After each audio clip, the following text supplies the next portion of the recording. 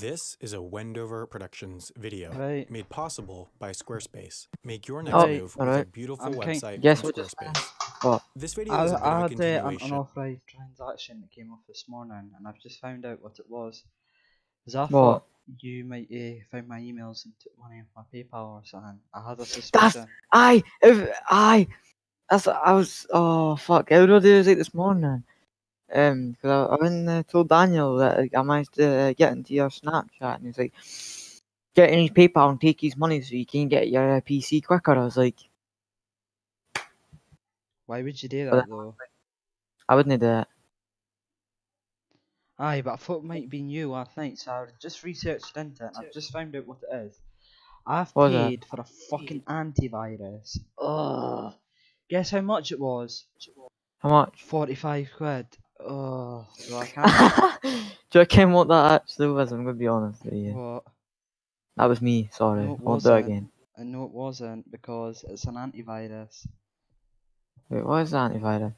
AVG. That's a bit of paste, man. That's awesome. You understand one thing? Luthien. Oh, they're going there again. Did you see you and Mikhail and Sam Adam fight? Oh, Wait, I've got a what? story about Lewis.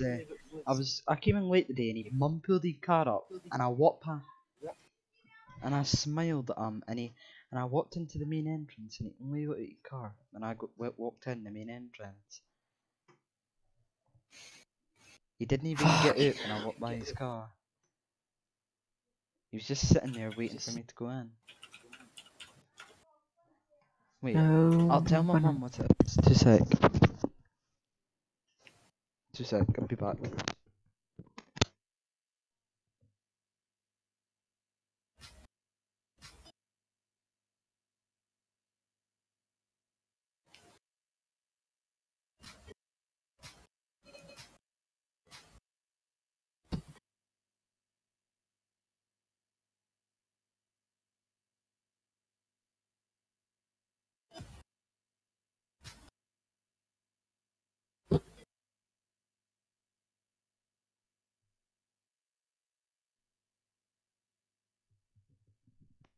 Why did you go home early today? Because what my plan was, right, is go home, render that intro in 720p so it actually work this time. And it should be done by the time everyone comes in. And Ken, what? It's done. That's good. Right, I sent you the link to it. Go and watch it. Post it on my YouTube. Oh well. No, I'm not gonna. Marco Saratan. Somebody put that in their story. Camera. Wait, why have I got them? What? No, doesn't matter. Sent the link to on Discord. It looks pretty minty in my opinion. You asked me for my opinion. Stopped at the burger van on my way back, and then I went and got a bacon roll juice. Well, you're lucky. I scratched my arm to fuck.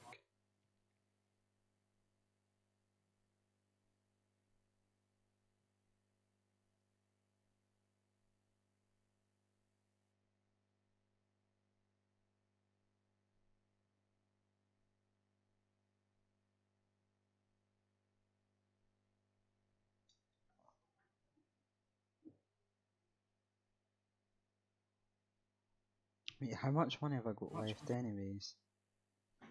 I need to start saving again.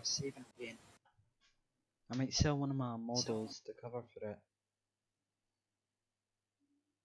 23 quid. Left. Is that in total how much money you have in your bank and PayPal? Nah, I have about 33 and then I'll get 20 like in a few days, so that'll be 53. Oh, I've got more money than you. Get fucked. I did come up plain model to sell though. Hey, no saying that you have to, but I'd recommend just selling all of them. But there's a few of them that I actually want to keep. And keep the few, but then sell all the other ones.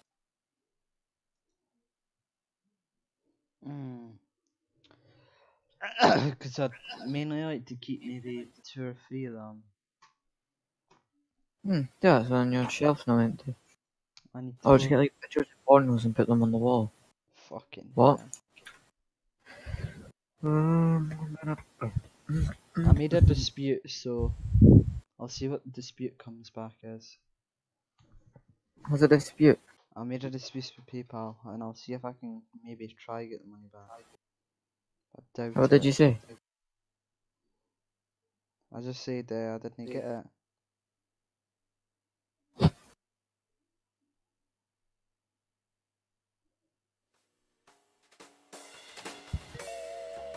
I'm playing Thief Simulator. I put GTA. Thief Simulator better. You know, But that is just your opinion.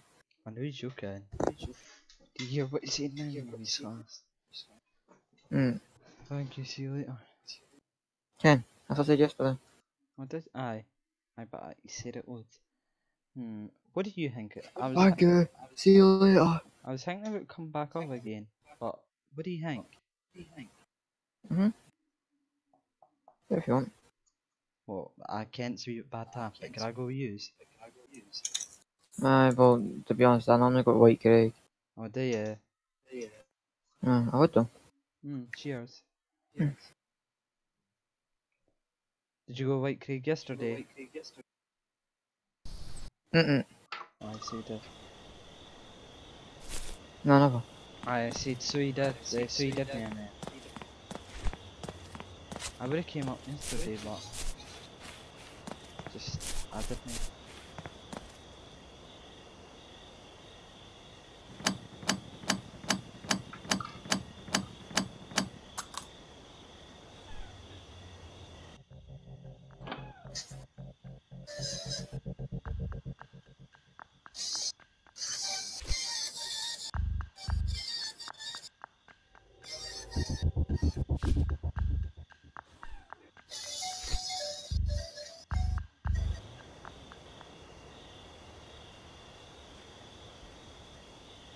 I've just stole their TV.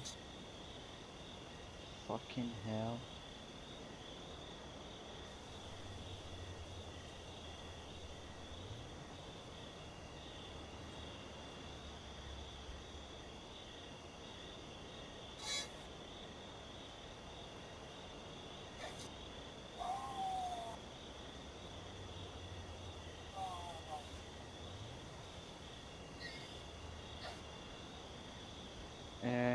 Fuck.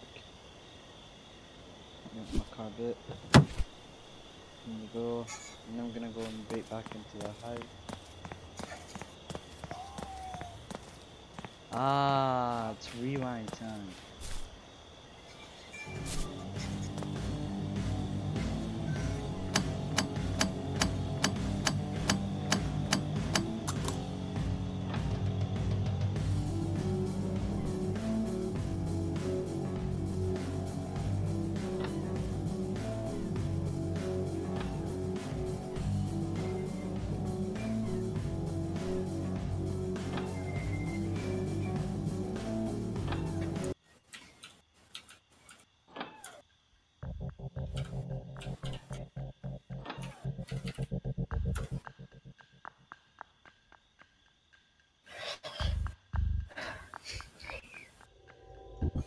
Are you joking?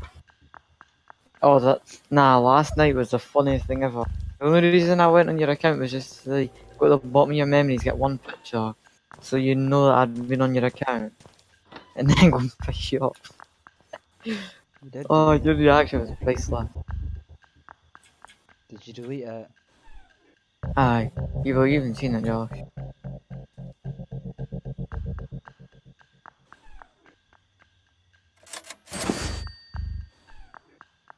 See the menu, you cannot just do that at the top of the menu. Why is that not loading for me? I did can.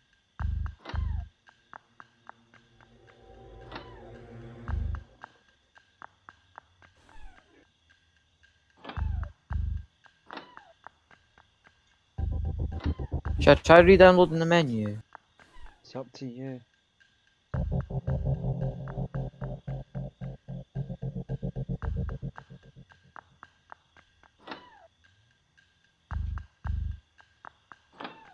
Oh,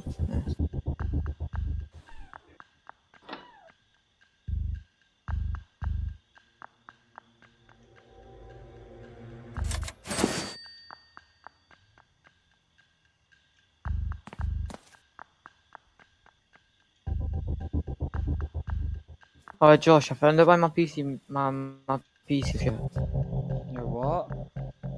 why my PC might be so bad. How? CPU degrade. Not a thing that's normally possible, but if a CPU is under usage all the time for at least 10 years, it shouldn't be as good as it used to be.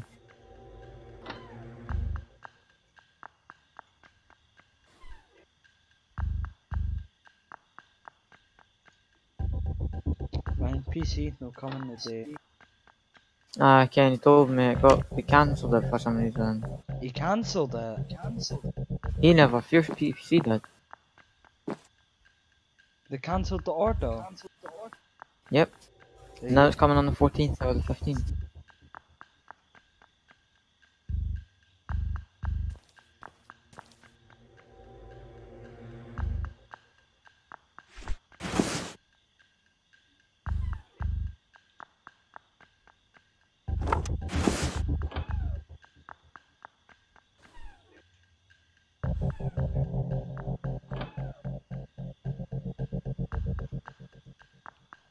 Why would they cancel it though?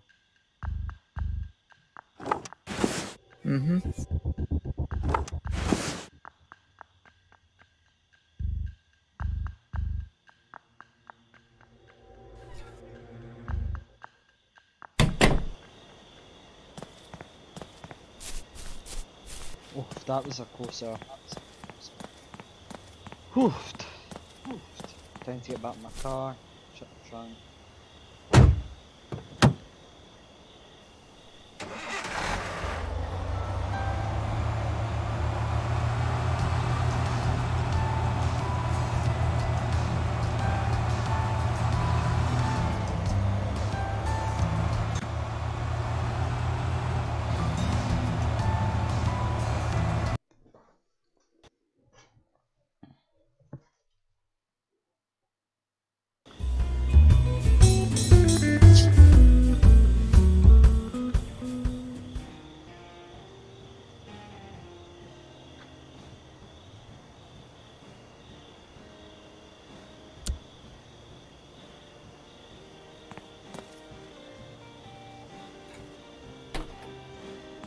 Welcome back.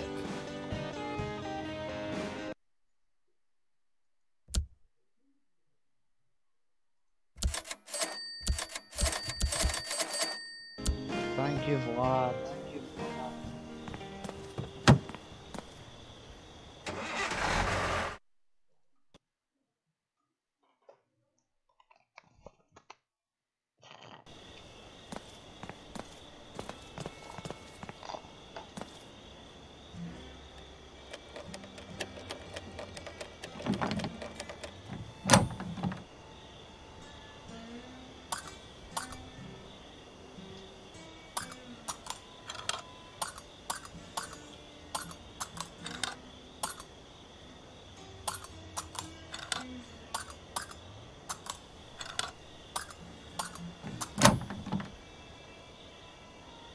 What? Ah, yes, please.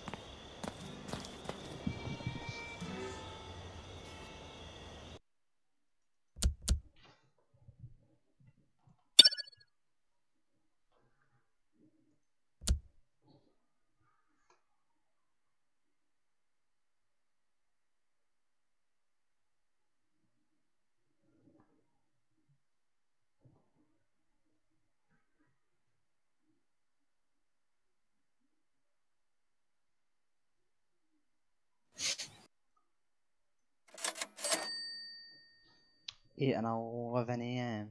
107.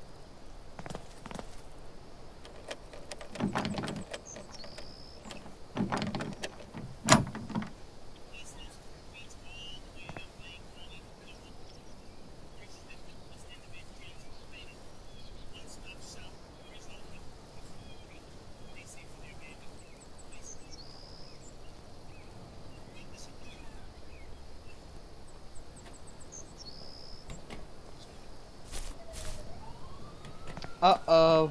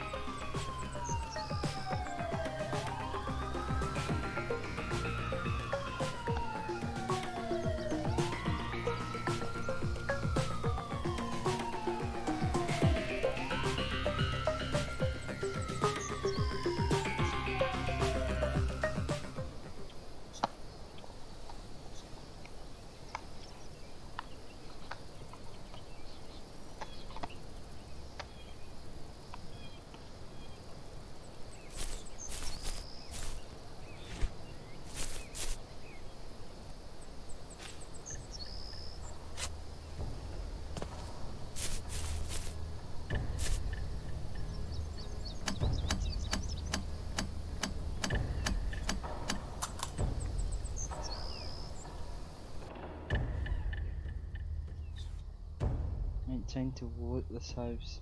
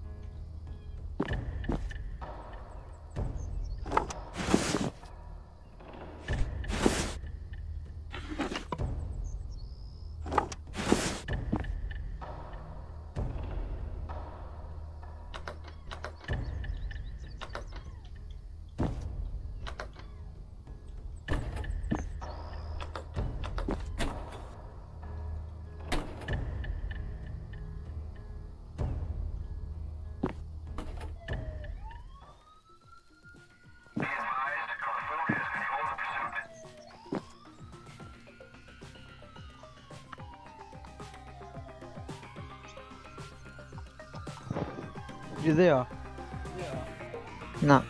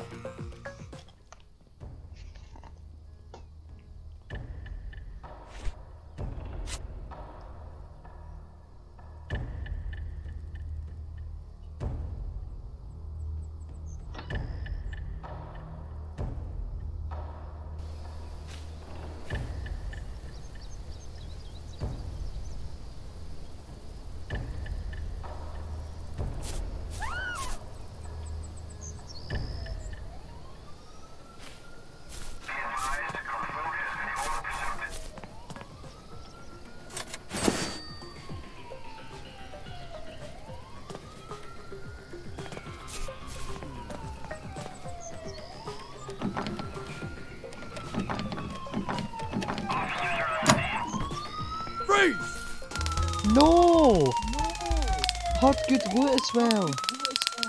Fucking dick. What happened? I've just done robbing a house and they caught me. Right, 107 Wilson's.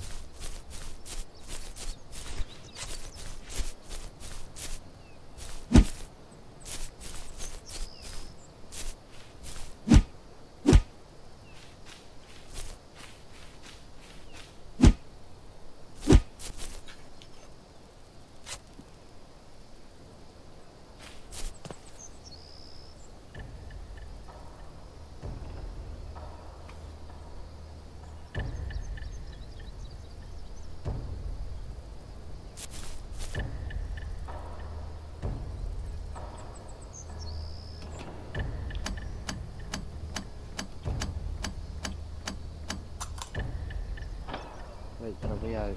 I've got to go quick. So we'll loot this whole house.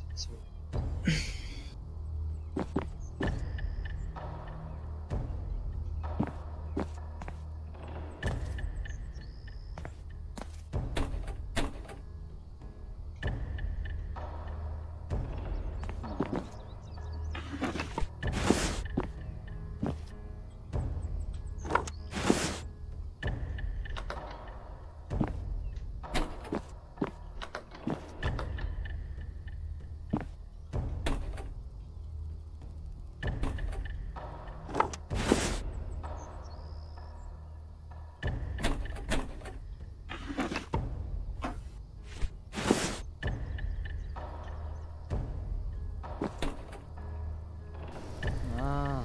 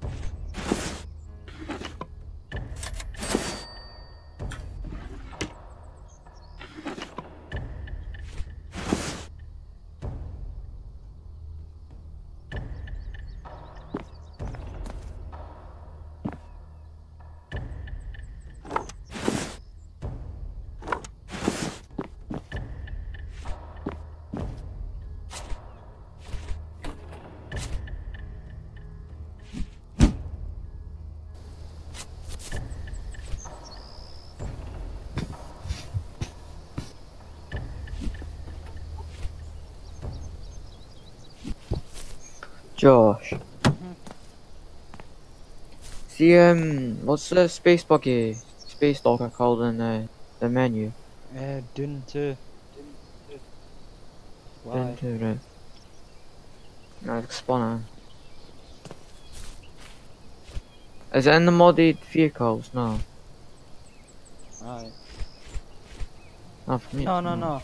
It's on off-road.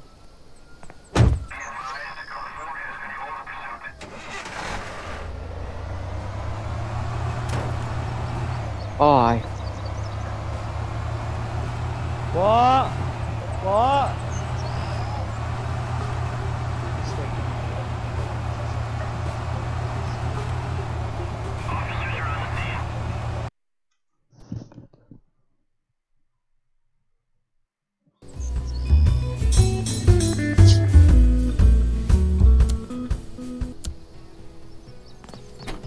Welcome back. Aye.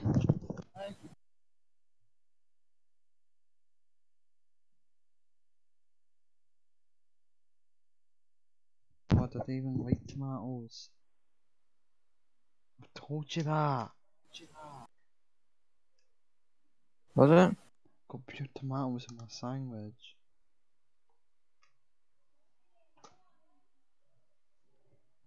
Oh. Oh, it tastes horrible. Wait. Mom! I didn't want tomatoes on mine.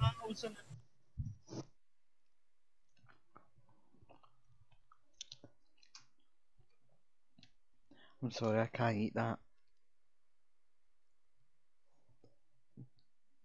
I don't even take tomatoes.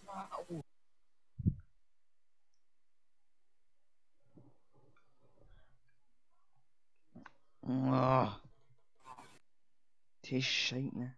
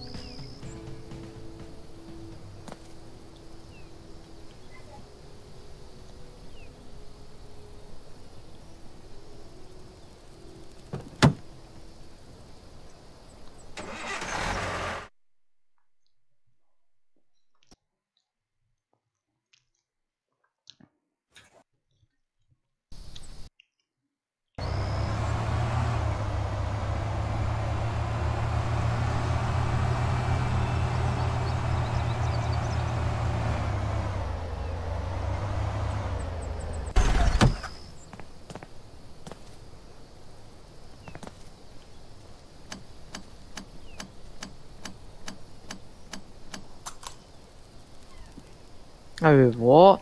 I just teleported to North Yankton. In the mod menu. Ken. Do you know, Ken, you could do that?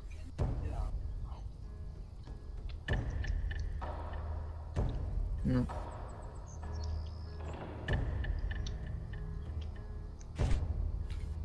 Fuck, I need to turn this flying vehicle show.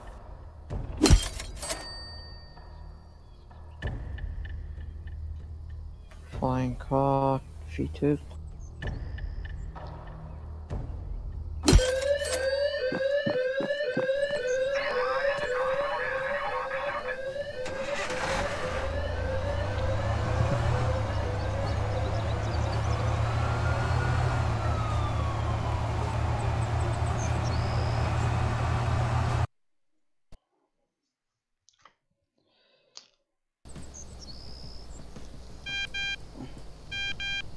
Greenview 108 spends way too much time in front of the TV. Be a good neighbor and help him out.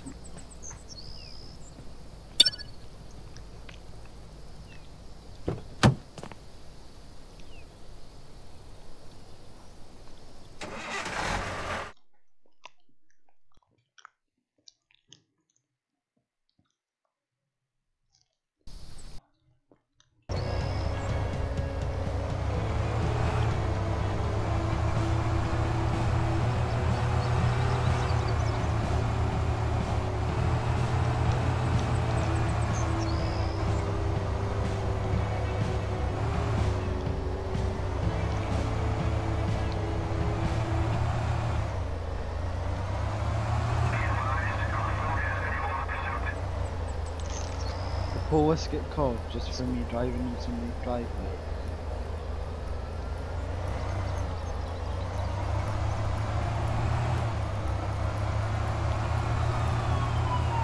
You're under arrest!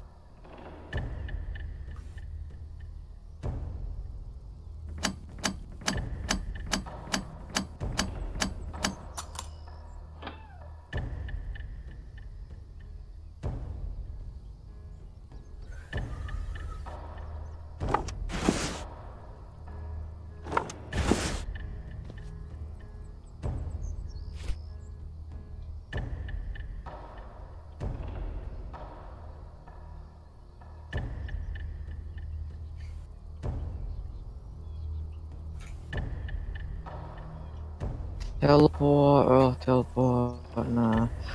FBI building. Yeah.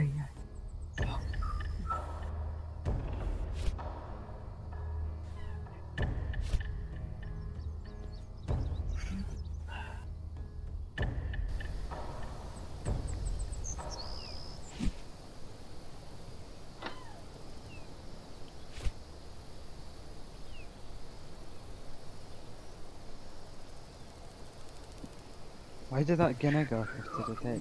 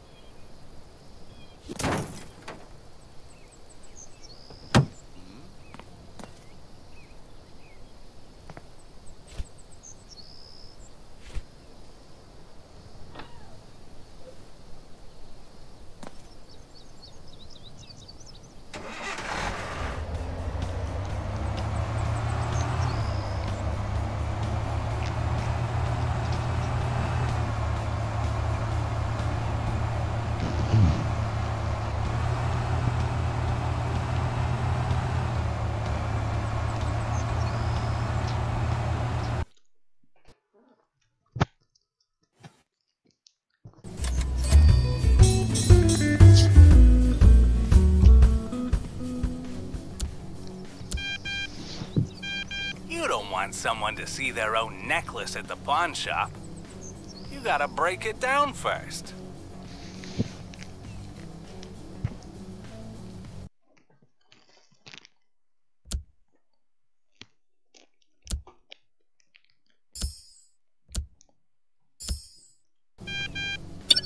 Greenview 107 don't like our protection plan.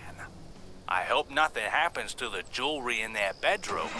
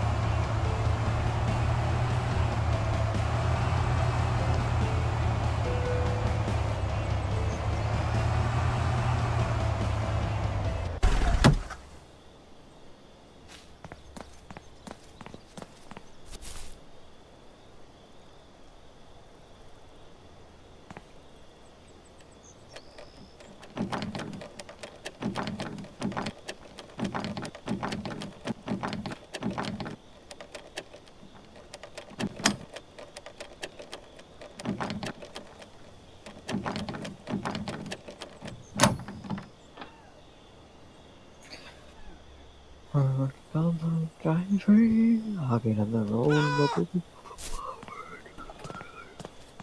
forward.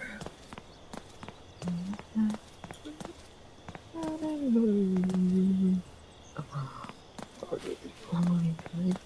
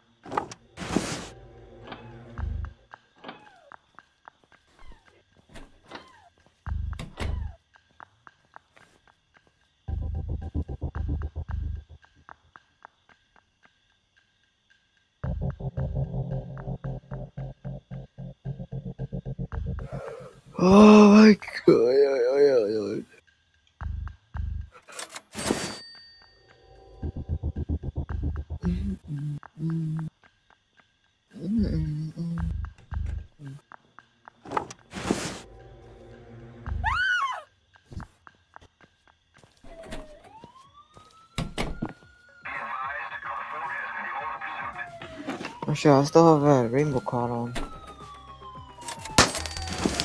So is Jet in the cutscene with rainbow.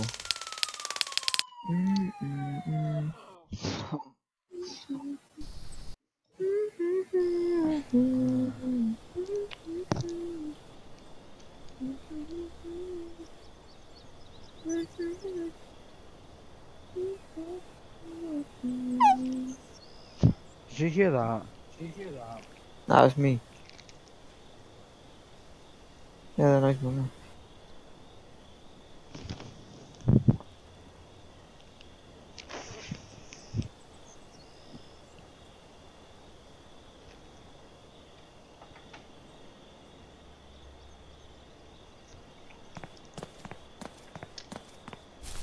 107, Wilson.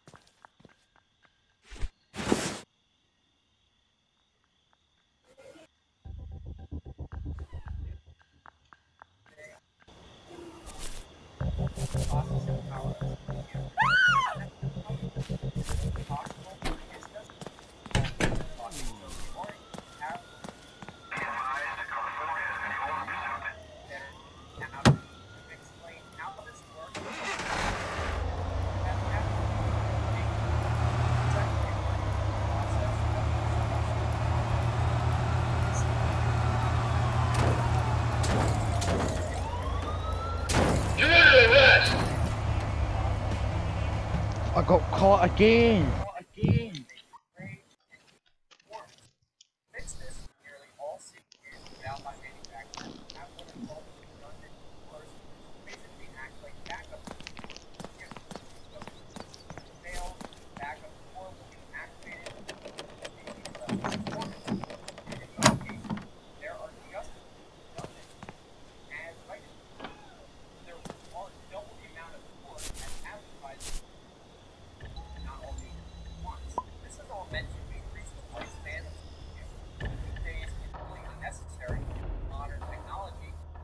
Modern techno. Oh, guess who? What teacher I had today? Mr. Allison. Mr. Alexander. Oh, what for you? Ken, have you ever heard him?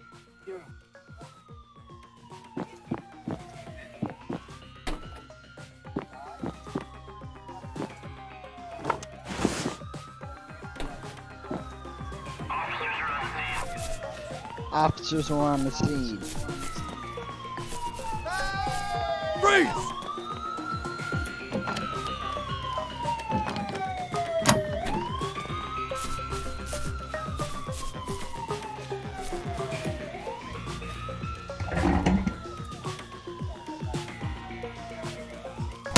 Oh, come on!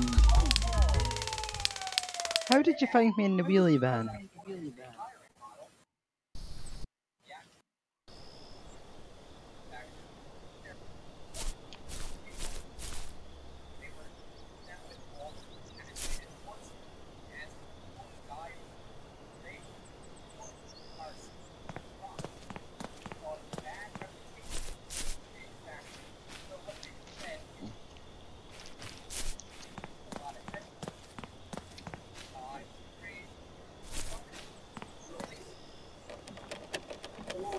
Hi.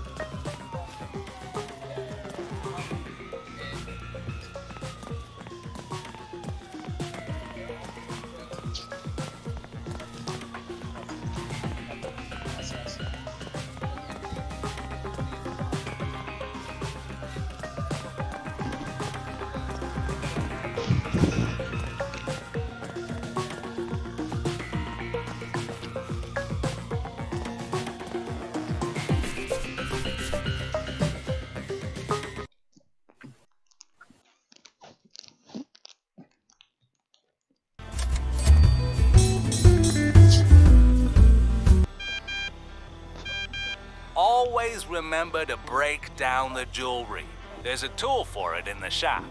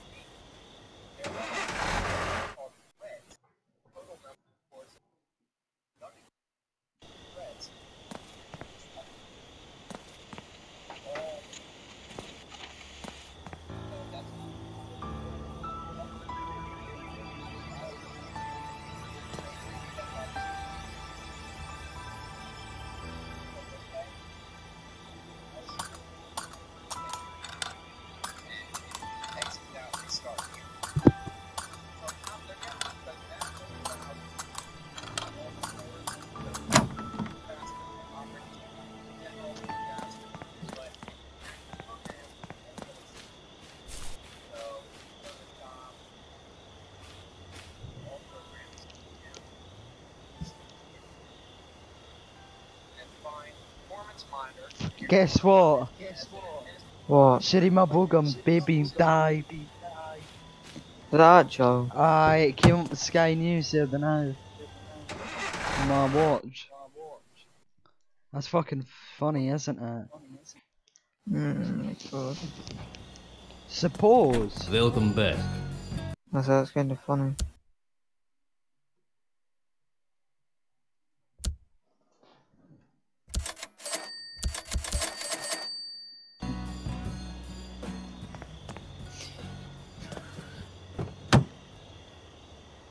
Now she's got no chance to come back to the UK.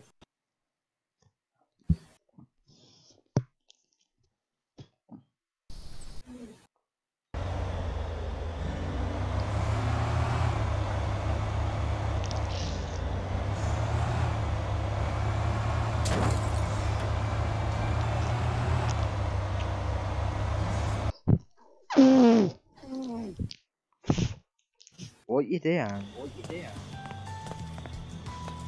What are you on about? Give me that noise. That was you. Wasn't. How come I heard it in the mic? It was probably you and it was probably an echo. No. Oh, but okay. I'm joking.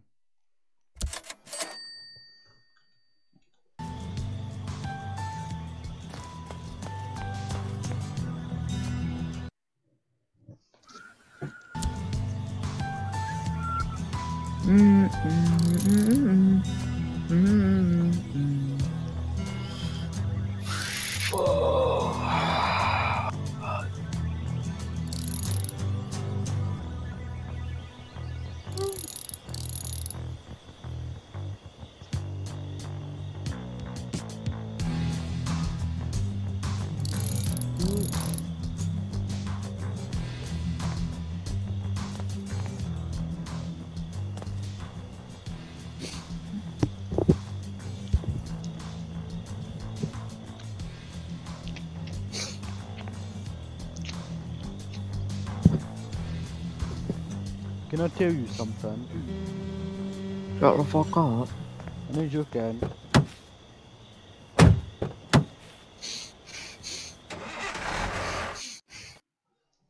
What you panting for?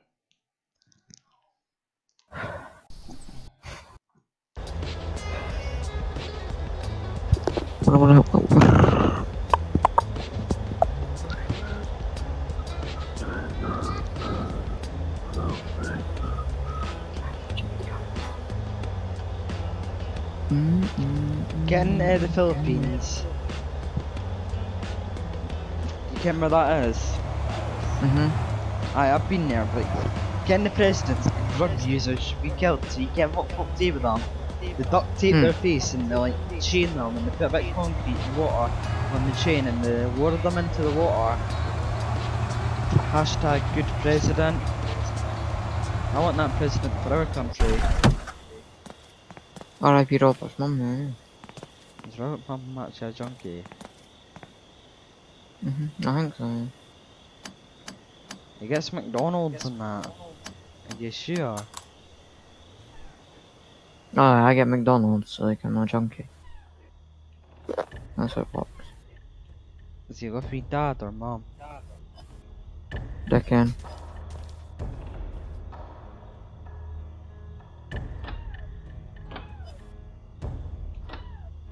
I bet you can't render bet your PC can't render an intro like mine's. Aye, it can. But you can't render my intro. How? Because you can't get it. Kabooed.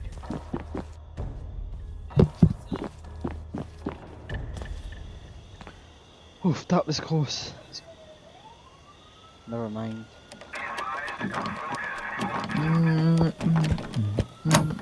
Hello! Right, see if I want to delete my see if I want to delete the mod menu, what do I just go on the directory and remove it? Just replace them.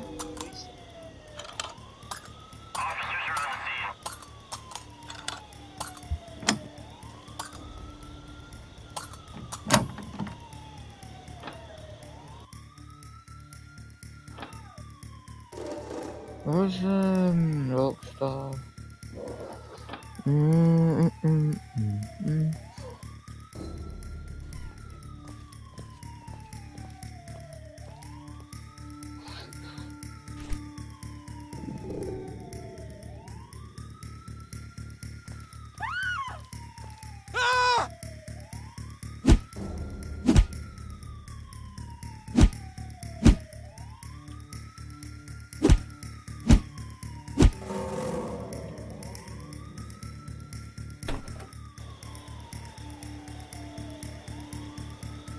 Oh no. Freeze!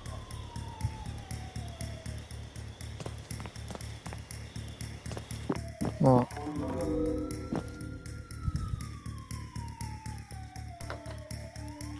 Oh, just head. Oof, I'm safe now. Oof.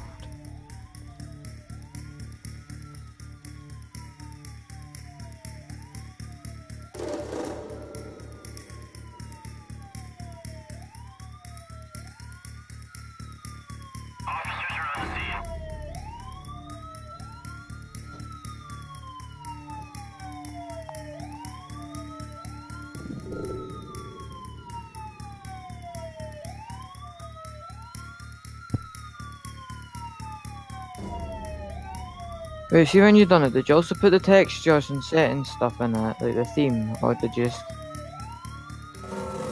Well, when you put all the stuff in the directory? Did you only put the two things, or did you inject the textures and settings as well? I reckon.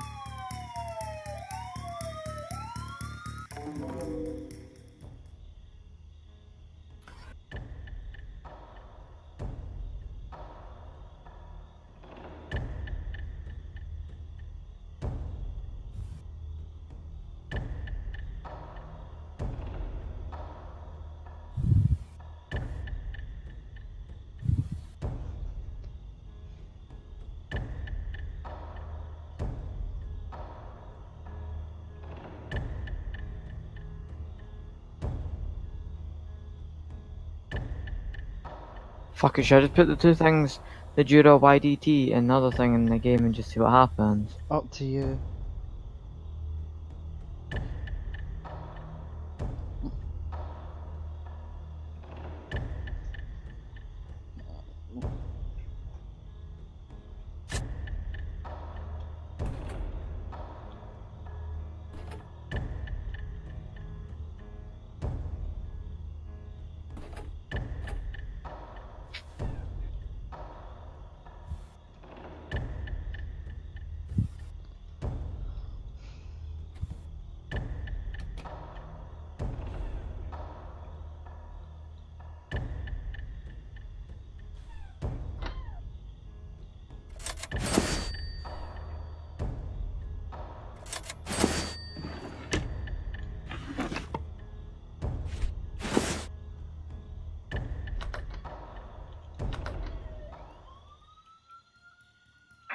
Oh, the police.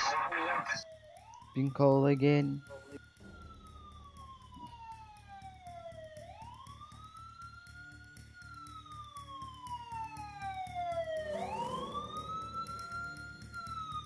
I'll be back.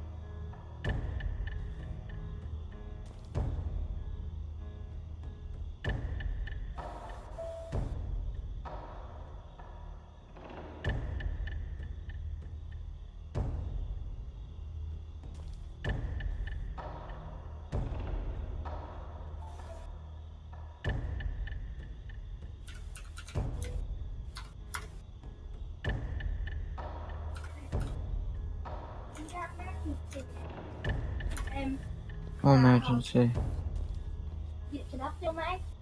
What emergency? What emergency what? No, it won't work on the Xbox. You can play Xbox games on the Xbox. I don't know how you don't know that.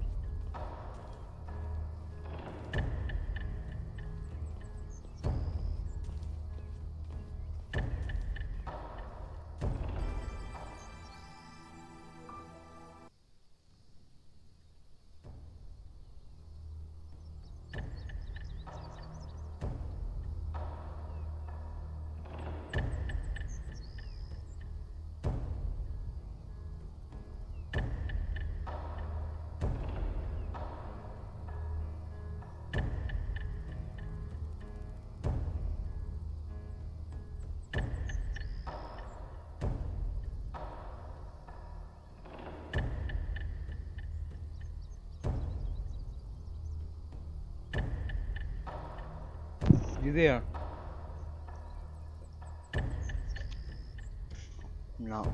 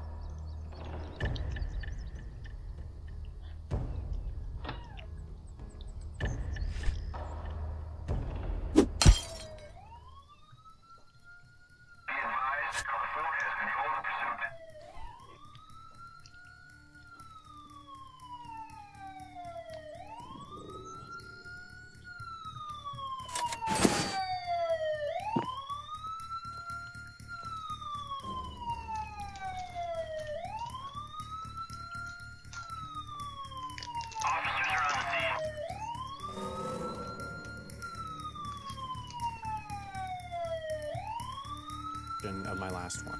Why planes don't fly faster. I ended up talking a lot about the Concorde, the supersonic plane, but part of the story was left untold. Even though the Concorde failed, even though it wasn't commercially viable, it still had a profound effect on how we fly today. Let me explain.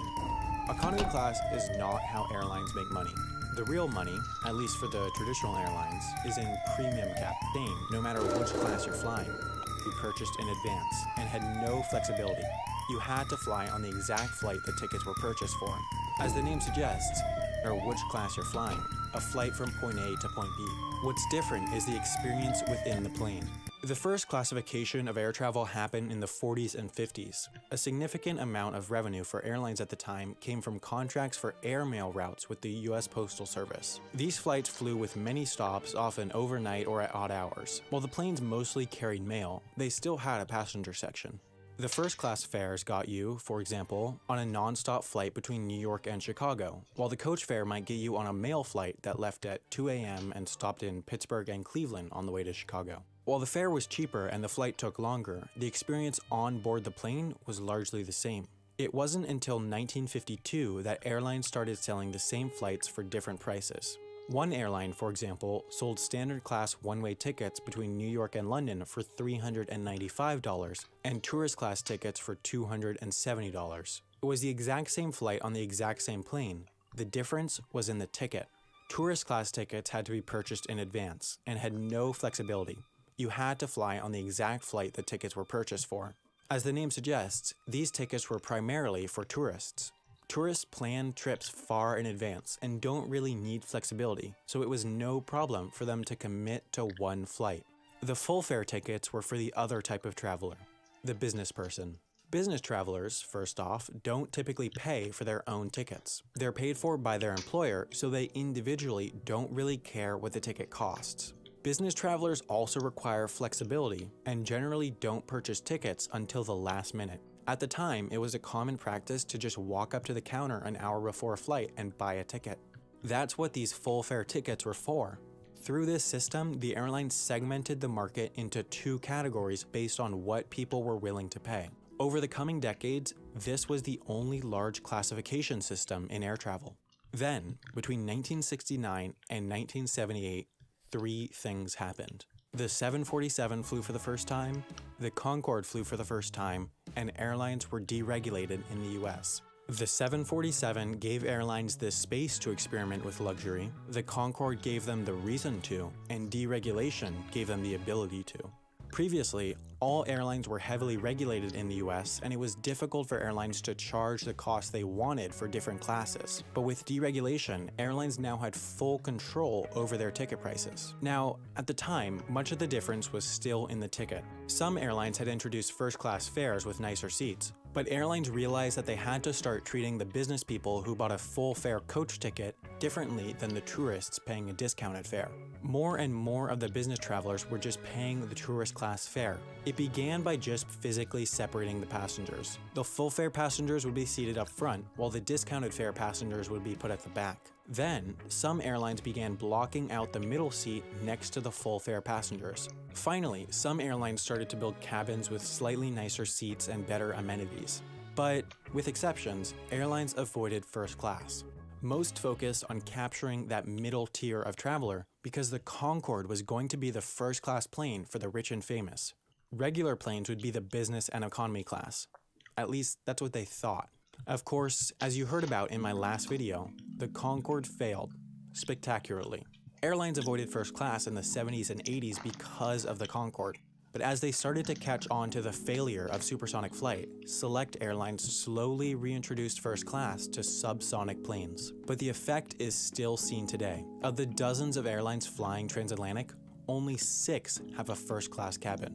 Back in the 60s and 70s, the imminent perceived competition of the Concorde really invigorated airline sonic planes. But the effect is still seen today. Of the dozens of airlines flying transatlantic, only 6 have a first class cabin.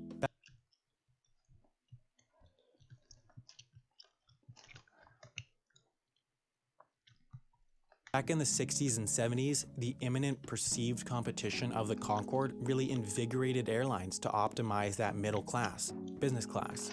But we likely would not have seen it as early as we did without the looming disruption to the industry. But there's another trend to explain. First class is going away.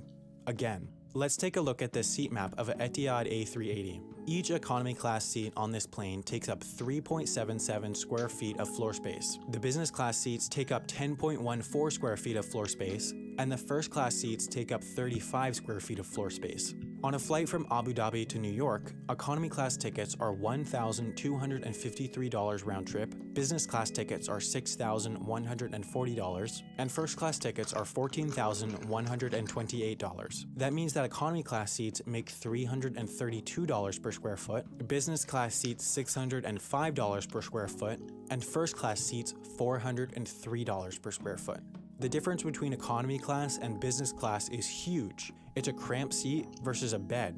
But the difference between business class and first class is just a bit more room and some better food. It's very hard for airlines to sell first class for much more than business class since the experience is largely the same. But the cost for airlines to run a first class cabin is significantly more. Therefore, more and more airlines are taking out their first class to just put in more business class. It just makes more money. If an airline could fill a plane full of business class passengers, it would. It's been tried, but pretty much no route has the premium demand to fill a plane full of business class. Everyone in economy, in the end, is just there to fill the plane. This video was made possible by Squarespace. Squarespace is the absolute easiest way to make your website. I've used them for a few different sites, including Wendover.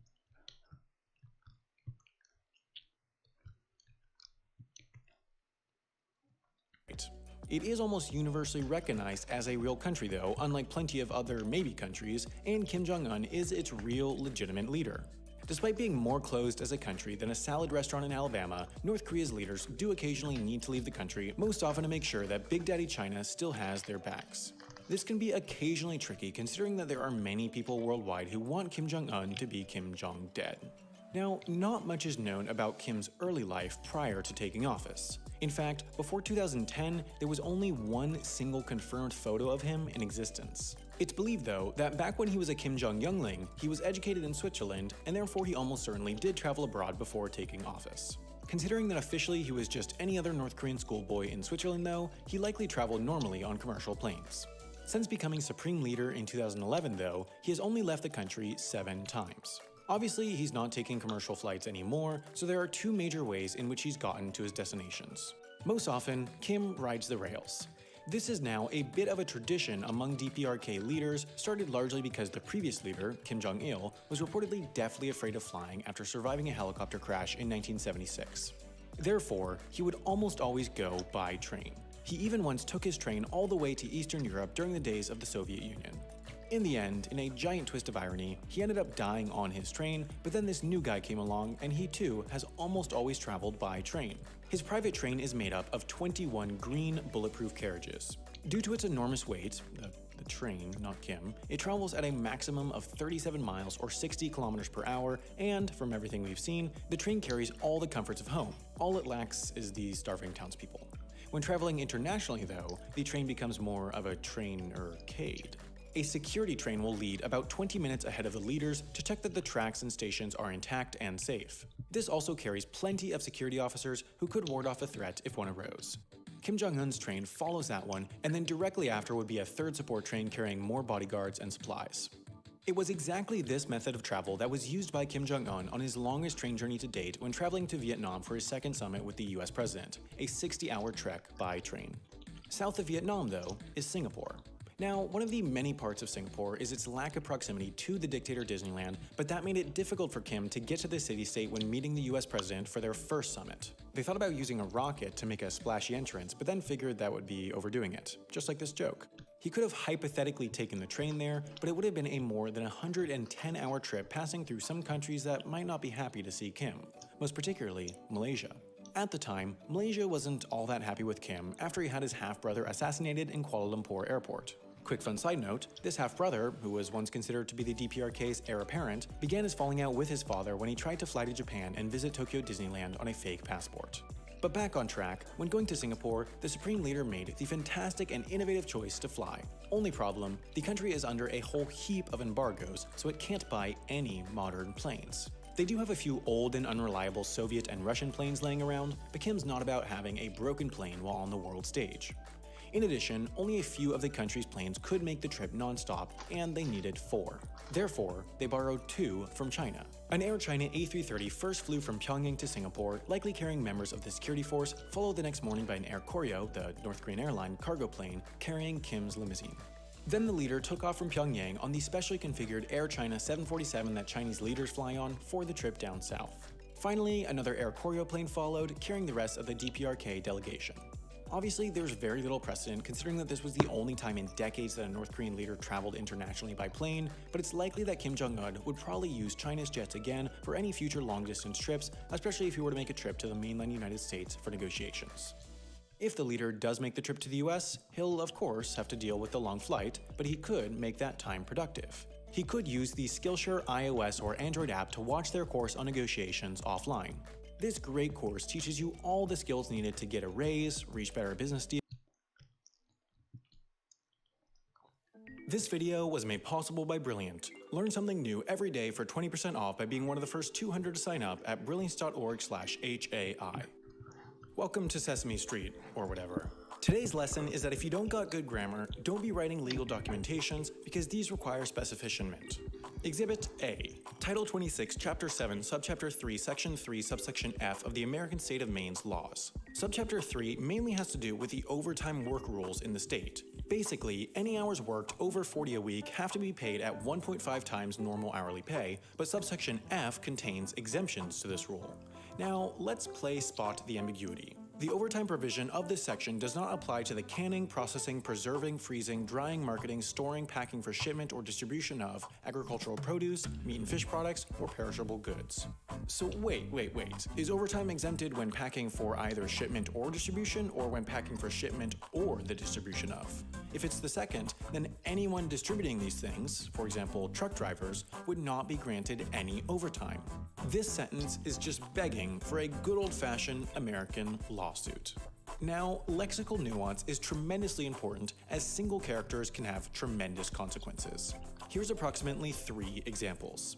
In the UK, public information on incorporated companies is published by Companies House, a government agency. In 2009, Companies House, as they do, published that Taylor & Sons was going bankrupt. Only problem, Taylor & Sons was a thriving engineering firm that existed for close to 150 years and employed over 250 people. Taylor & Son, on the other hand, a completely different company, was really going bankrupt. It was just a 1-letter misspelling. All of Taylor & Son's customers, though, saw that they were closing up shop and stopped doing business with them, which caused them to actually go bankrupt. The owner, of course, sued the UK government and reached an undisclosed settlement of probably millions of dollars in 2016. The lesson learned? Have more sons, because when it's a family business, it's not child labor, it's chores. Example, dose. In 1962, NASA launched Mariner 1, a spacecraft that was going to go say hi to Venus. At the time, most NASA computer code was written out by hand and then, once complete, transcribed into a computer using punch cards. Only problem, humans suck, and one of the meatbags forgot to enter this tiny overbar when transcribing the spacecraft's guidance system. Now, I'm no doctor, but the internet tells me that the lack of that overbar caused the spacecraft to overcorrect for velocity variations, which led to the spacecraft going wildly off course, which led to NASA giving the Soviets a big W in the space race. Now, NASA's all about having the public embrace its technology, but a few minutes after launch, this spacecraft was on course to give some Americans too close of an embrace. The guy in charge of the big red button pressed the big red button to make the spacecraft explode. If you're wondering, this meant that it didn't get to space. The cost of this transcription mistake? $150 million.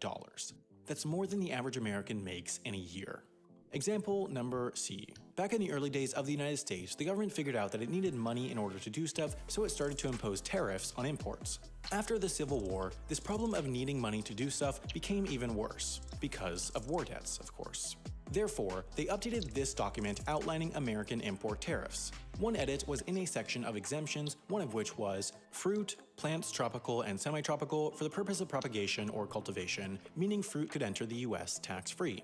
This was a mistake. It was meant to say fruit plants, as in the plants on which fruit grows. The US government tried to enforce the intended meaning of the sentence, to which fruit importers responded with some lawsuits, and in the end, the US government lost and was forced to refund, adjusted for inflation, about $40 million in tariffs, which accounted for almost 0.7% of the entire national budget.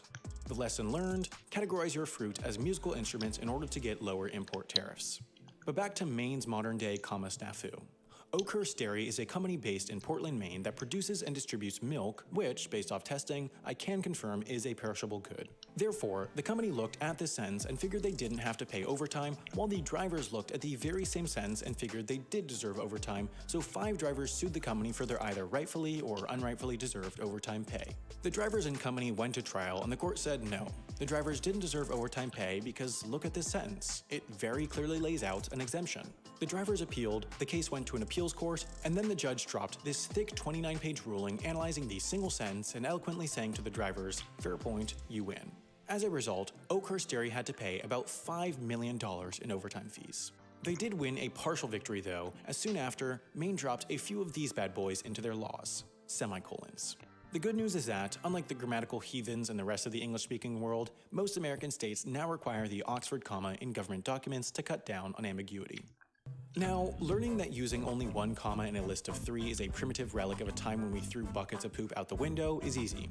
Learning multivariable calculus, though, is tougher. But for that, there's Brilliant. Brilliant has mastered the art of teaching complex topics through active learning and problem solving. One of my favorite features of theirs is the Daily Problem series, where they publish several math, science, and engineering problems every day to teach you something new, and then, if you want to learn more, each is attached to one of their courses. Head to brilliant.org/HAI to sign up for free and access some courses, and then, by being one of the first 200 to use that link, you'll also get 20% off their annual premium subscription to learn anything from vector calculus to gravitational physics.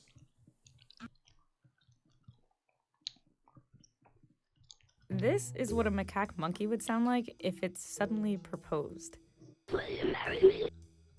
Yeah, I hate it too. Let's play it again. Now, of course, that's not a real monkey. It's a computer simulation that was part of a study on monkey vocal tracts. And what it shows is that monkeys have a strikingly similar vocal structure to humans. But despite all these similarities, they can't speak. So here's a question. Compared to monkeys, birds are nothing like us. Yet this bird's talking to me right now. How?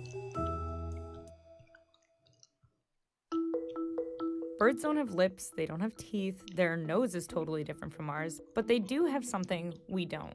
They actually have a different kind of voice box than we do. It's called a syrinx. This is Maya Thompson. She studies birds at Cornell University. They actually have 2 independent voice boxes. In birds and in humans, the lower respiratory system is shaped sort of like an upside-down slingshot. The top part is the trachea, or windpipe, and the bottom part is the lungs. These 2 pieces move air in and out. In humans, the voice box is called the larynx, and it's located above the trachea. It contains vocal folds that vibrate when air flows through to produce sound, and humans primarily shape that sound with their mouths. But in birds, the voice box is called a syrinx, and it's located at the bottom of the trachea. Instead of just sending air through vocal folds like we do, birds actually control muscles on the walls of the syrinx to shape and produce sound. Take a look at this cardinal as it sings.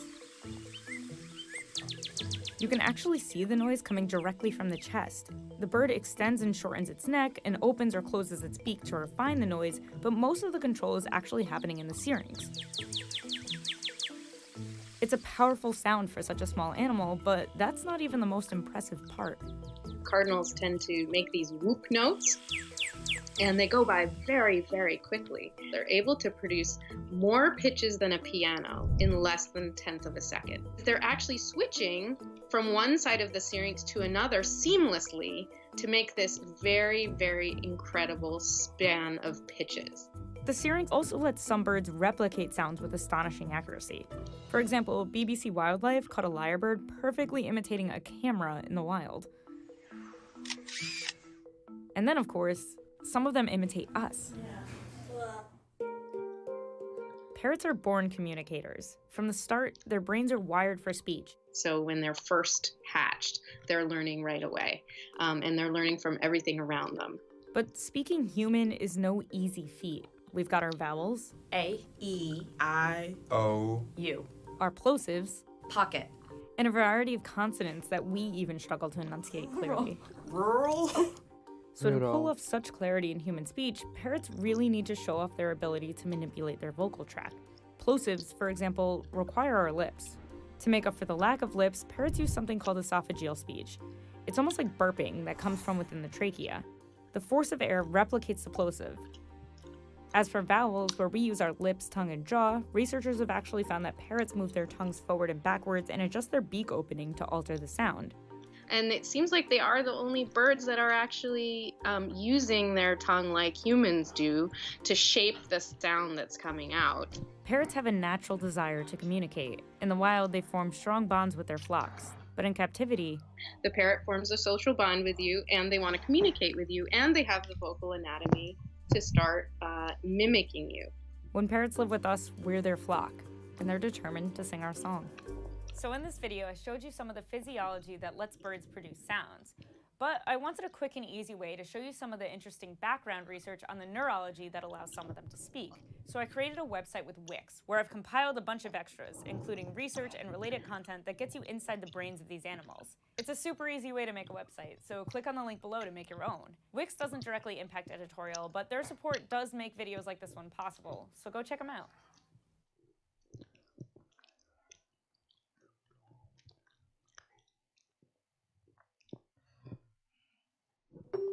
When you imagine a playground, chances are it looks something like this. There's usually a slide, a bridge, and a high point with a domed roof. That's what makes this a playground, and this, and this. But what about this? This isn't a junkyard. It's called an adventure playground. Here, there are no plastic play structures, just things like old tires, wood planks, and hammers and nails. Places like this represent one of the most debated ideas in play architecture, that playgrounds should be designed to let kids take more risks. Now, this nightmare for helicopter parents is the hottest new thing in American playgrounds, because there's growing evidence that play like this is a whole lot healthier and safer for kids.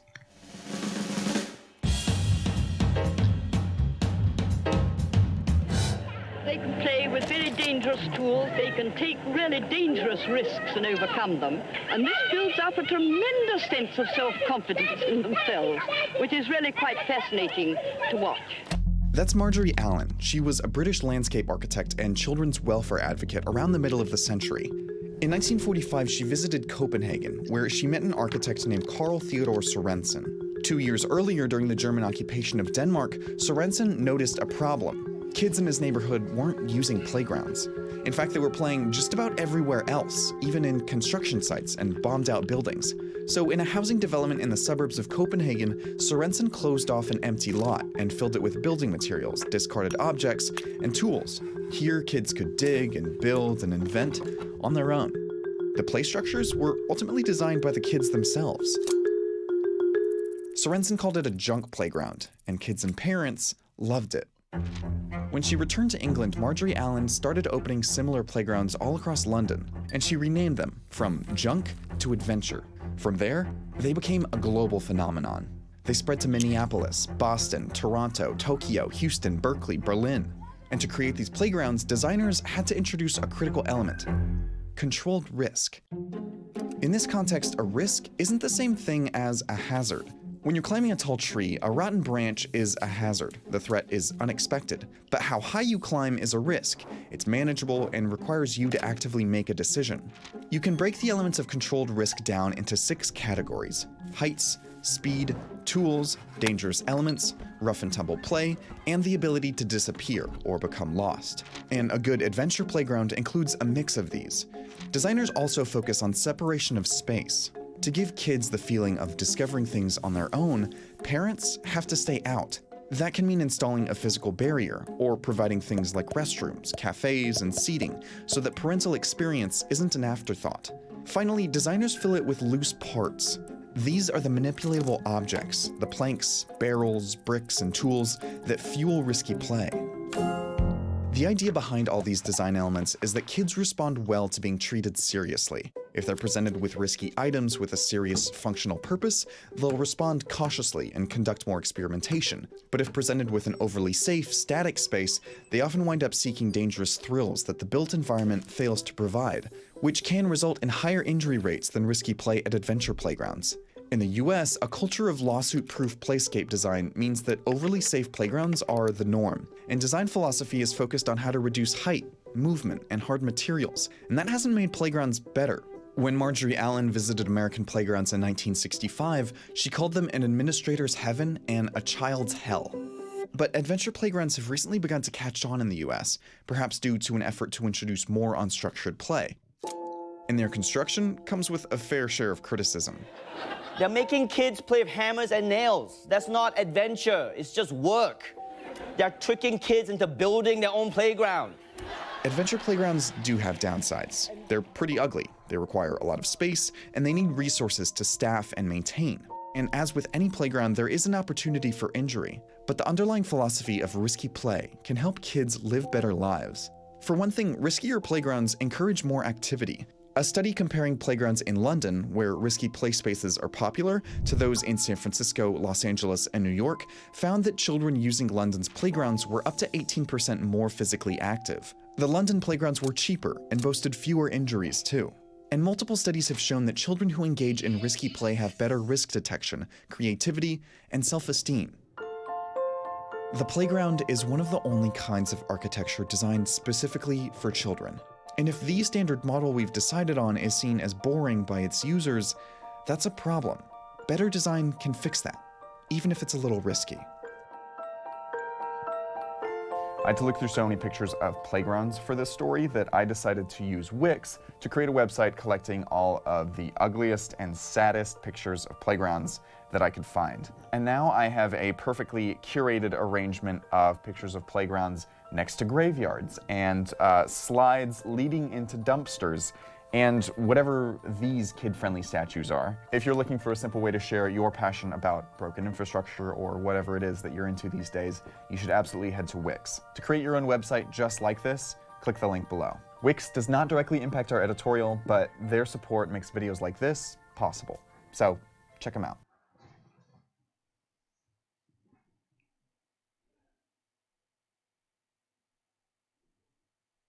America has a democracy problem. Take a look at this chart. Over there on the left, that's how many people each member of the US House represented in 1790. There's now one representative for every 747,000 Americans. That makes the US a crazy undemocratic outlier internationally.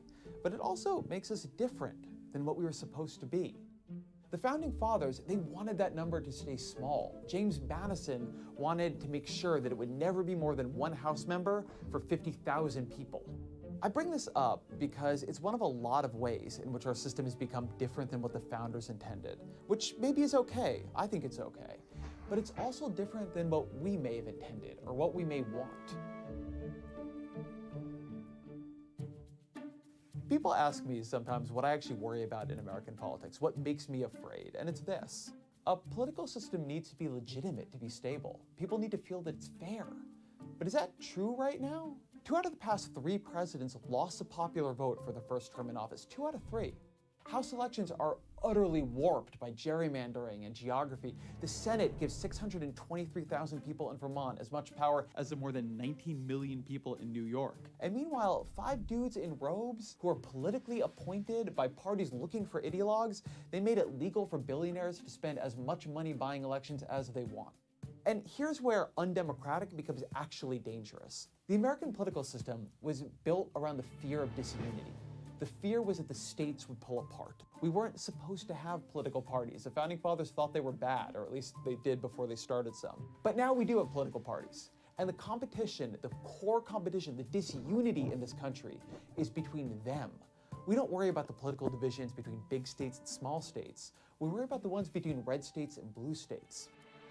And the particular ways in which America is undemocratic is making that core competition less fair, is making that political disunity more serious.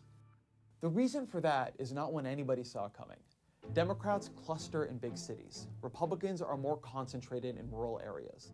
The average state is 6 points more Republican than the country as a whole, which gives that party a huge advantage in the Senate. And in the House, well, Democrats are feeling pretty good about the House right now. But to win the House, they couldn't win by 1 or 2 or 3%. They had to win a landslide, 6 or 7 or 8%, or else they'd still be in the minority because of gerrymandering and geography. And Republicans, they're using that advantage in elections to write the rules to give themselves more advantages in elections. They're using it to win the Supreme Court for a generation, and that Supreme Court, in turn, is giving them rulings on gerrymandering, on money in politics, on unions, on voter rights that are helping them win more power. As the left realizes it's playing a rigged game, they're already becoming determined to rewrite the rules. If you want to see where this is going, look at this book by David Ferris called It's Time for Democrats to Fight Dirty. It's a playbook the left can use to get more power without having to change the Constitution. And they can do a lot. He recommends statehood for DC and Puerto Rico. He recommends breaking up California into 7 states in order to add at least a dozen new Democratic senators. He tells Democrats to pack the Supreme Court by increasing the number of justices in order to crack the conservative majority. He wants winner-take-all elections to be replaced with ranked choice voting in the House and to increase the number of representatives to 870. And look, some of these ideas, they're actually just good ideas. It would make politics more representative. I mean, DC and Puerto Rico should clearly be states. That's just fair. And then some, like the California thing, they're just power grabs. But that's the thing. As Democrats feel the right has been engaged in one long power grab, they're starting to feel like suckers for not grabbing more power themselves. And it's why you see the rise of street fighter, do-anything Democrats like lawyer Michael Avenatti. When they go low, I say, we hit harder. Even Eric Holder, President Obama's former attorney general, has taken up the battle cry. When they go low, we kick them. That's what this new Democratic Party is about. But imagine, just imagine Democrats take power and run some version of the Ferris playbook in 2020 or 2024. There will be an equal and opposite reaction among Republicans. Now the system will feel unfair to them. And you could just see a cycle of escalation here that destroys the basic legitimacy on which American politics rests. We need something better than that. We need more than power grabs on both sides. We need actual principles we can use to build a political system that works better. We treat our political system as if it were like etched on stone tablets and carried by George Washington down from Mount Sinai. But it wasn't. We've changed it a lot. But we haven't changed it recently. It's weird. The further we get from the founding, the more afraid we are to touch this system. There were 27 amendments to the Constitution before '92. There have been 0 since then, and there's not like there's one on the horizon. That's not how we do things anywhere else. States routinely amend and even rewrite their constitutions. On average, each state has had 3 constitutions, and Louisiana, they've had 11. It's only at the national level that we've come to believe our political system should be frozen in amber, that however we're doing things is how we should keep doing them. And puzzlingly, we've decided that not when we think our political system is great, but at the exact time that Americans are losing faith in our political institutions. I suspect our true belief is not that our system of government is performing so well that it should be immune to change, but that we are performing so poorly that we don't trust ourselves to change it, which is sad. But this is our political system. We can't run away in self-loathing. It needs to work for the country we actually have. We can't have an old compromise between states leading to a civil war between parties. But to change it, we need a theory of what makes a political system legitimate in the first place. And that means we need some criteria by which to judge it. Robert Dahl, one of the most respected political scientists of the 20th century, he believed the ideal US Constitution would 1. Maintain democracy, 2. Protect fundamental rights, 3. Ensure fairness among citizens, 4. Encourage forming consensus, and 5. Provide a government that is effective in solving problems. I like that as criteria. I think that would make sense. If you don't like it, that's fine. What you need then is to come up with something better. The one thing we can't do is just stay still. America's in an unstable equilibrium. Its current political system is producing outcomes that feel illegitimate to the left. Any effort to reform that system feels like it would produce outcomes that feel illegitimate to the right. We need something deeper than that. We need something that would feel legitimate to both sides and would actually work. We can't stay right where we are. So that means the answer is simple. We must move.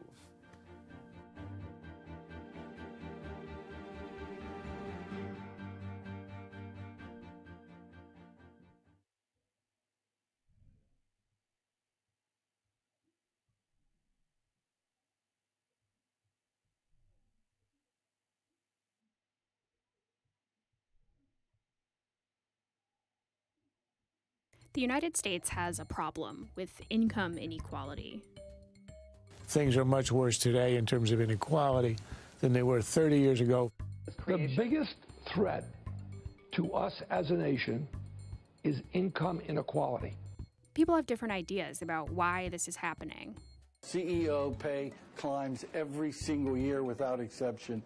The United States has lost 5 million manufacturing jobs since the year 2000.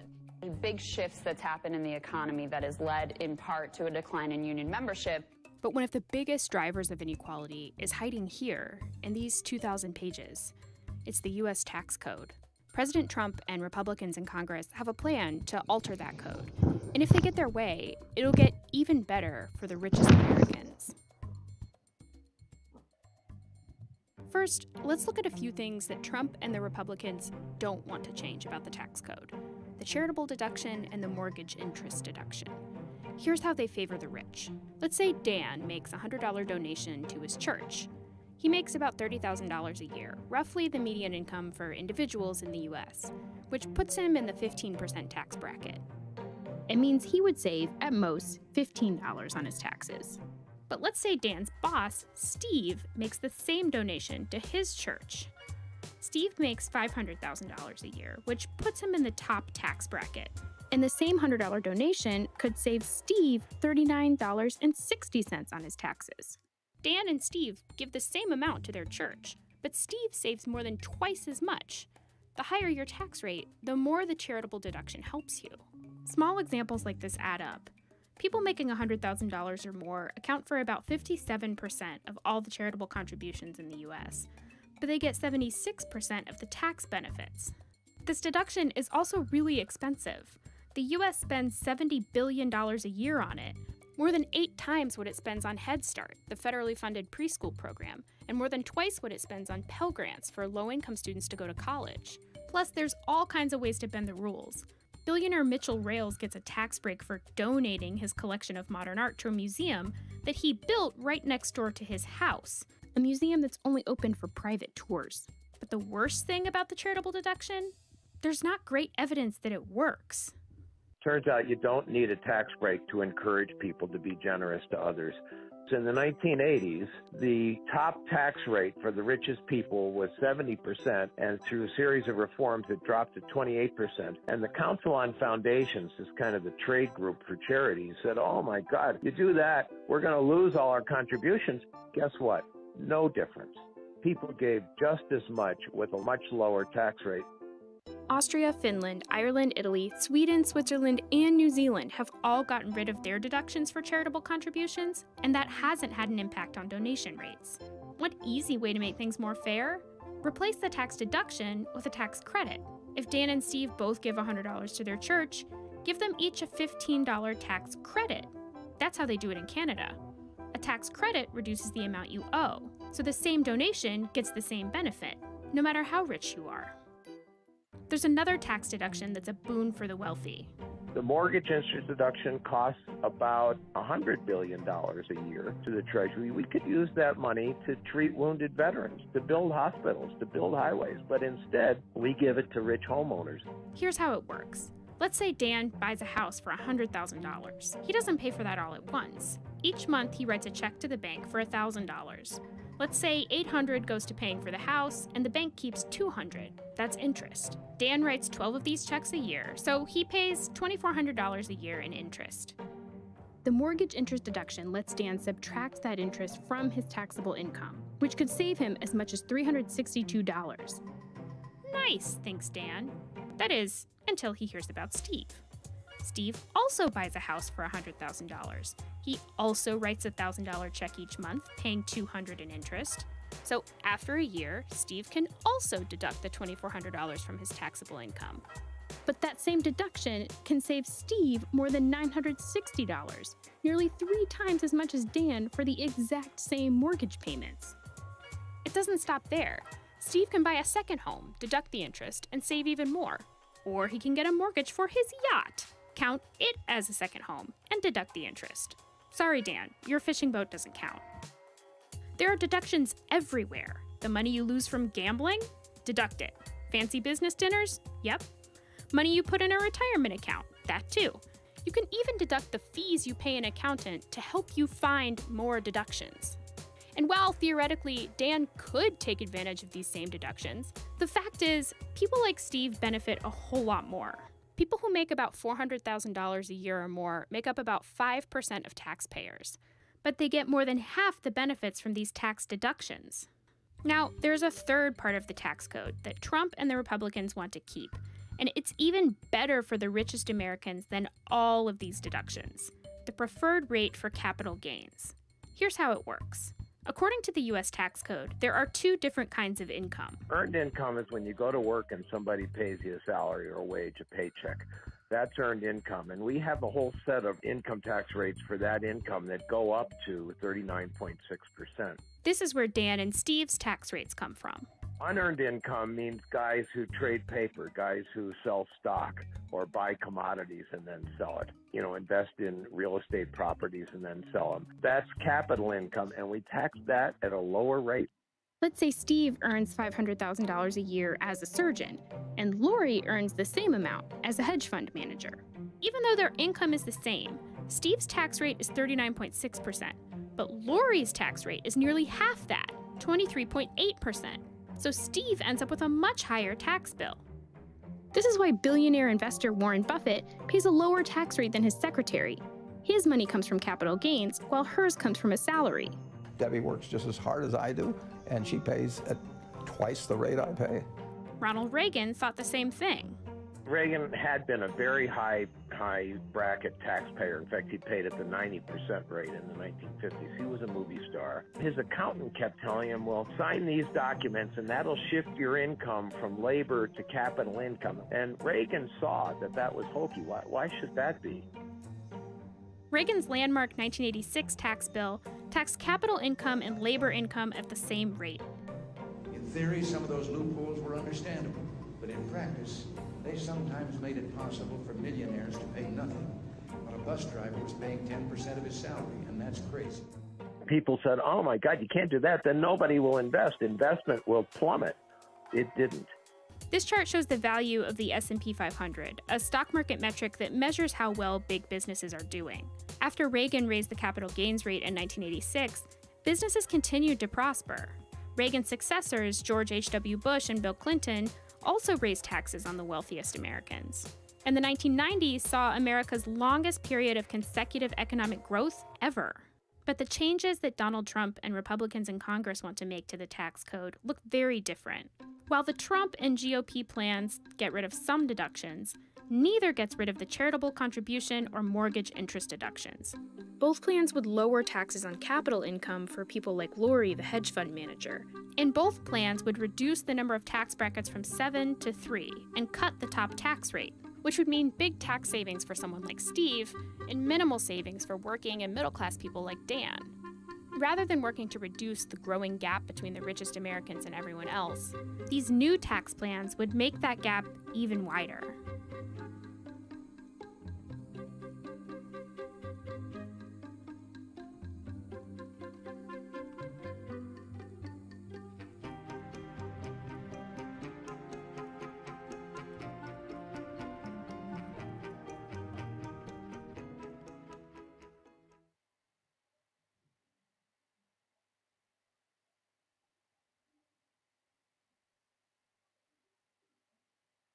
I cannot tell you how obsessed I am with this chart.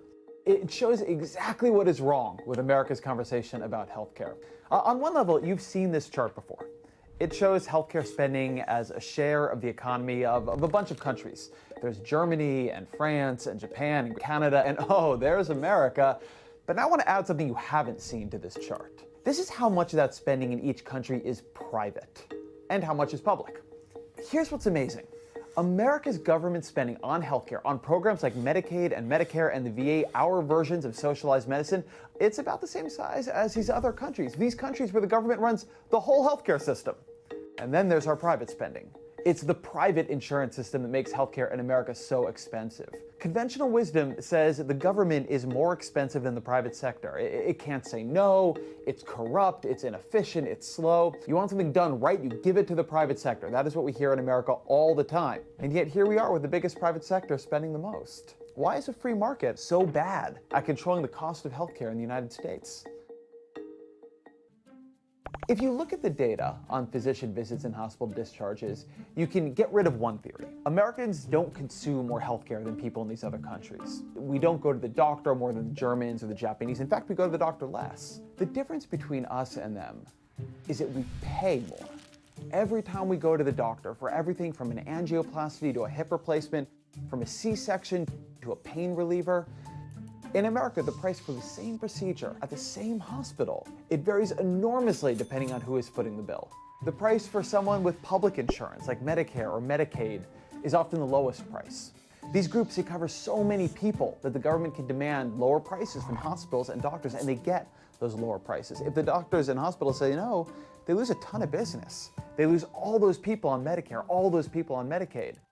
But there are hundreds of private insurance companies, and they each cover far fewer people than a Medicare or a Medicaid. And each one has to negotiate prices with hospitals and doctors on their own. And if you're uninsured, you have even less leverage. Nobody is negotiating on your behalf, so you end up paying the highest price. One study found that most hospitals charge uninsured patients 4 times as much as Medicare patients for an ER visit. Other countries, they don't have this problem. Instead of every private insurance company negotiating with every healthcare provider, there's just this big list. Country, the central government, they go and they say, if you want to sell to us, to all of our people, then here's what you can charge for a checkup. Here's what you can charge for an MRI or a prescription for Lipitor. And so then whether that bill goes to the heavily regulated private insurance companies in Germany or directly to the government like in the UK, each country is telling the doctor or hospital or drug company how much that bill will be.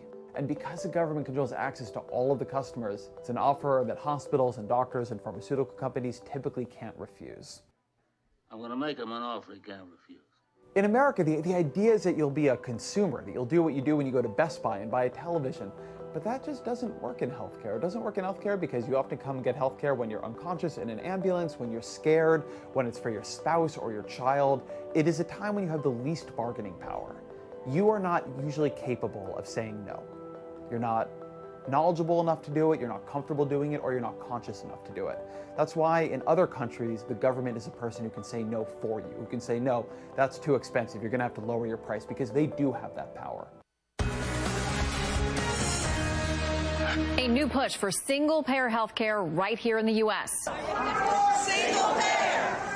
Now! California and others are saying maybe we should adopt the European model. If we decided to create a single-payer system with one of these huge price lists in the U.S., there'd be nothing to stop lobbying from hospitals, from doctors, from drug companies, and those prices would get influenced. So we could end up with a single-payer system that is expensive, even as expensive as our current system. It all depends on how much you negotiate down the prices. And now in America, these groups have so much power because they are so rich that it's really hard to get them to bring down the prices. This is the irony of American healthcare. It's so expensive that it's become hard to make it cheaper. All that money they make, that becomes political power. And years and years and years of overpaying, those are huge industries now. And they have a lot of influence in Congress. Under a single-payer system, if we did drive prices down, doctors and hospitals, they would be paid less than they are right now. That might mean some of them close, or some go out of business, or some move. It would be really painful. One person's waste is another person's essential service or local hospital or their income. But then single payer, it's not an all or nothing choice. For instance, there's a really interesting section of Bernie Sanders' Medicare for All bill where he lays out this interim plan. It's a plan he wants while he's setting up his new single payer system. And in that plan, he expands Medicare to cover vision and dental, and he opens it to nearly everyone, not just people 65 and older. All kids go on Medicare automatically and most adults can buy in. That plan on its own, it wouldn't get American healthcare spending far down overnight, but it would at least begin to recognize what we already know and what most other countries already do, that healthcare is one of those things the government can do cheaper and better than the private sector.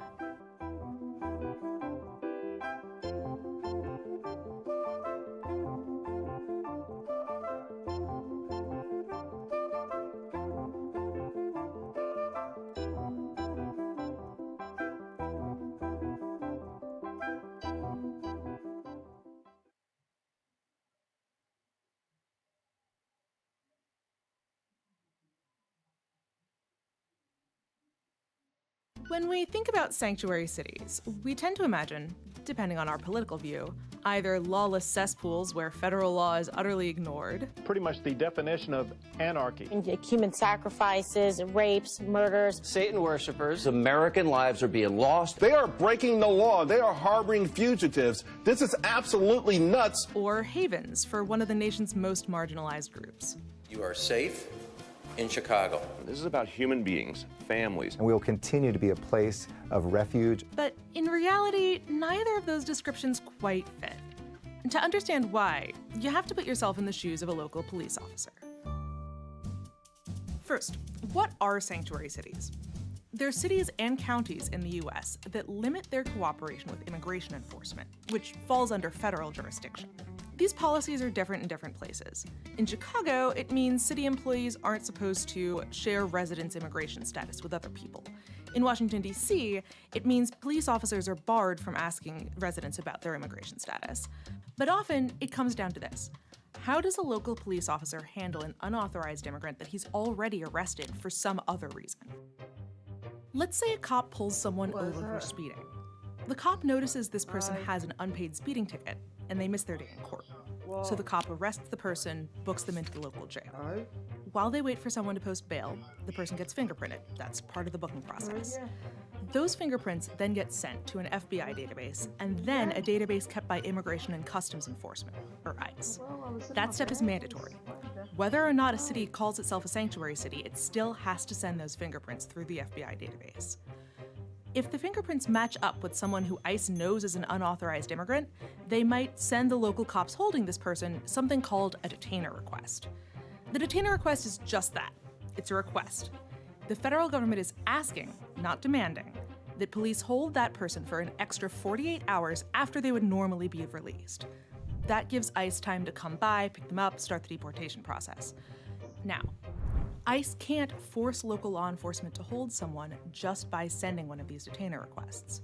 The Constitution's 10th Amendment prohibits state governments from having to enforce federal law, and some federal courts have decided that detainer requests fall into that category.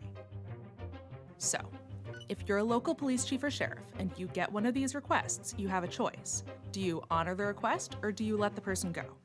Let's say you honor the request, keep the person in jail for an extra 48 hours. ICE comes to pick them up, and they get deported. Word gets out around the immigrant community. Anytime you interact with local police, it could mean deportation. Eventually, immigrants will be afraid to call the police, even when they're the victims of crime or the witnesses to it. And then immigrants become easy targets. Because the bad guys know that many immigrants will not call the police. For a local police chief, this is a big problem. It's impossible to do their jobs when they don't have people's trust. 500,000 Angelenos, people that live in Los Angeles, are undocumented immigrants. I need their cooperation. I need them to work with their local police stations. I need them to be witnesses to violent crime. What about the other option? What happens if you ignore the order and let this person go home? First, there's no guarantee that they won't get deported anyway. Whether a city considers itself a sanctuary or not, local law enforcement can't stop ICE from deporting someone. But there's another problem. Think of the levels of government like rungs on a ladder. You have the federal government at the top level, that includes agencies like ICE. You have the state government, governors, legislatures in the middle. And then at the bottom, you have local government, mayors, police chiefs, sheriffs. If the federal government issues a detainer request and the local police department refuses to accept it, the state government can step in by taking away one of the state funding streams from the local police. That's what happened in Texas in 2017. The governor of the great state of Texas, Greg Abbott, has declared he will sign a law banning sanctuary cities. He's already issued an order that cuts funding to those sanctuary cities. This is dangerous, and I will not allow it as governor of Texas. This map shows the counties in red that always cooperate with ICE and the ones that don't. Those are in orange, yellow, and green. The green counties have the most restrictions on when they cooperate with ICE detainer requests. In late January 2017, shortly after he got into office, President Donald Trump signed an executive order that opens the door to withholding federal funds from sanctuary cities or counties. The wording of that order is vague, and it's already being challenged in federal court. But if Trump's plan does move forward, it could put local law enforcement officers across the country in a lose-lose situation. For them, deciding whether to honor a detainer request is often about choosing between financial security on one hand and public safety on the other.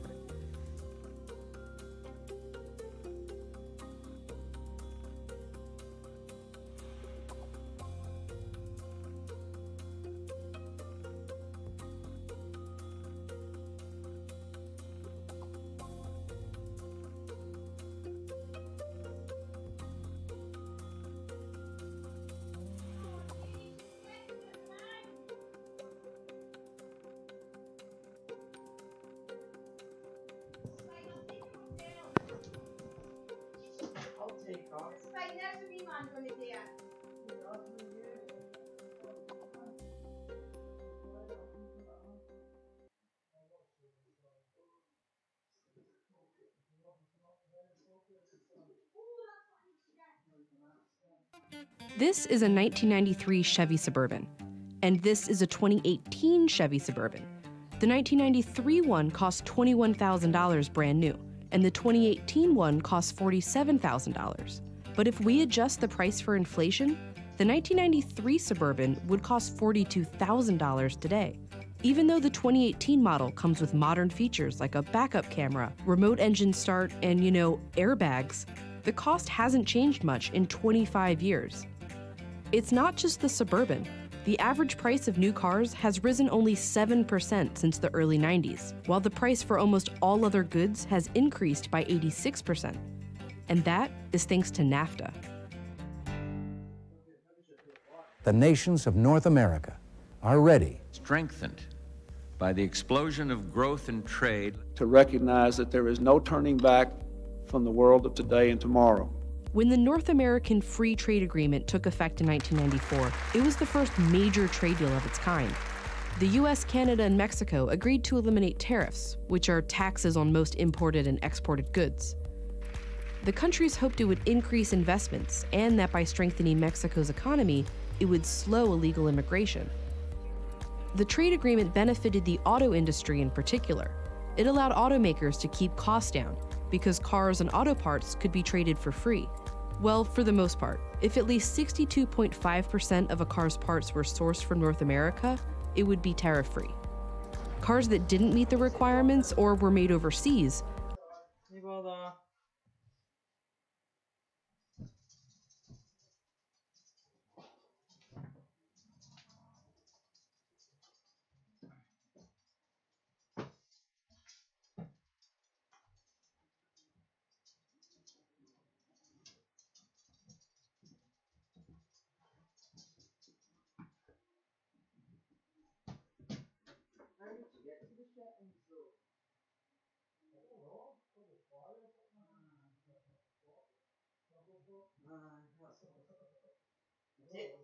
Get Betty.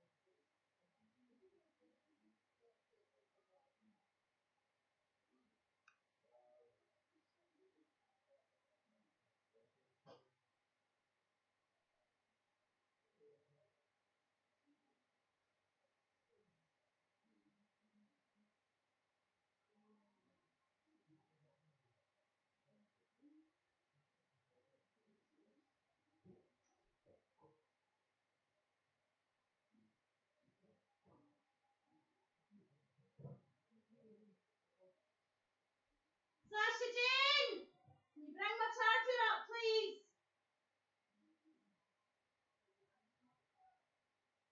The iPhone charger. There was an iPhone charger at the side of my bed.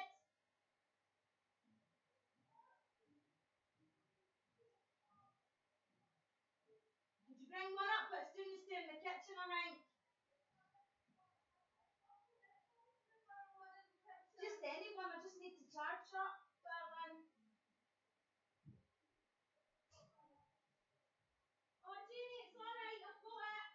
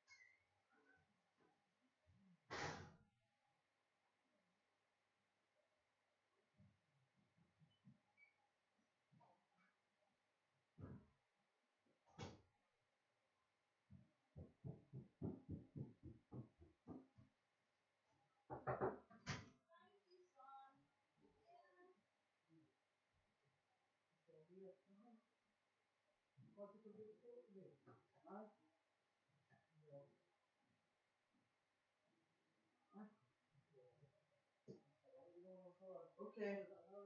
All right.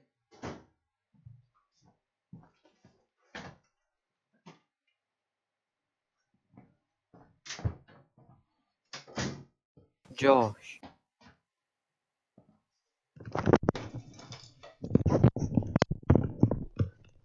For some reason I'm streaming and I'm not meant to be.